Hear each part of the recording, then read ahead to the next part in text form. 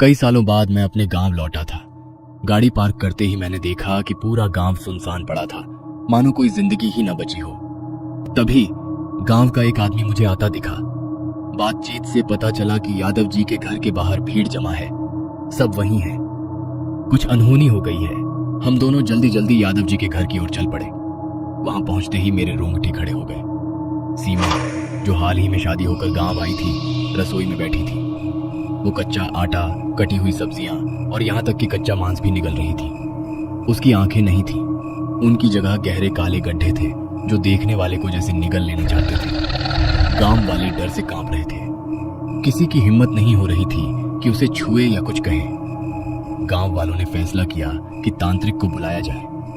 कुछ घंटों बाद एक बूढ़ा तांत्रिक आया जिसके चेहरे पर गहरी सिलवटें थी। जैसे ही वो सीमा के पास पहुंचा, एक सड़ी हुई बदबू हवा में फैल गया, जैसे कोई इंसान जल रहा हो।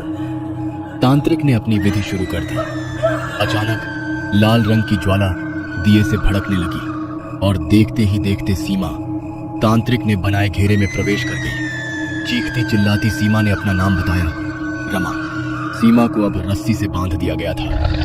तांत्रिक गहरी आवाज में गुर्राया और उसने पूछा कि तू सीमा नहीं है, इसके शरीर पर कब्जा क्यों किया है तूने?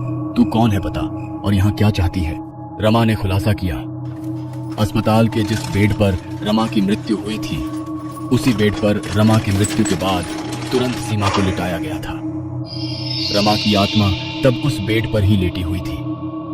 रमा की कुछ अधूरी इच्छाएं थी, इसलिए उसने मौका पाते ही सीमा के शरीर में प्रवेश कर लिया। तांत्रिक ने मंत्रोच्चार तेज किए। सीमा का शरीर छटपटाने लगा और कमरे में एक ठंडी हवा चलने लगी।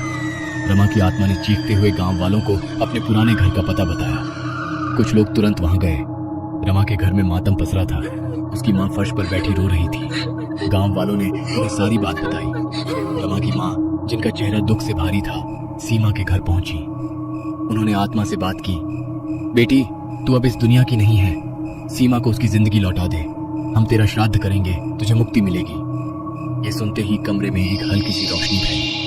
रमा की आत्मा ने अपनी मां को देखा और फिर एक गहरी सांस के साथ सीमा के शरीर से निकल गई। सीमा बेहोश होकर जमीन पर गिर पड़ी। जब उसकी आंखें खुली, वो फिर से वही सीमा थी। उसकी आंखों में चमक लौट आई थी। गांव वालों ने रमा के लिए एक छोटा सा श्राद्ध किया और उसके बाद से गांव में फिर से शांति छा गई। लेकिन मैं जब भी उस रात को याद करता हूँ, मेरे मन में एक सवाल उठता है, क्या रमा सचमुच चली गई थी या वो अभी भी कहीं उस बिस्तर में छिपी है, किसी नए मेहमान का इंतजार कर रही है?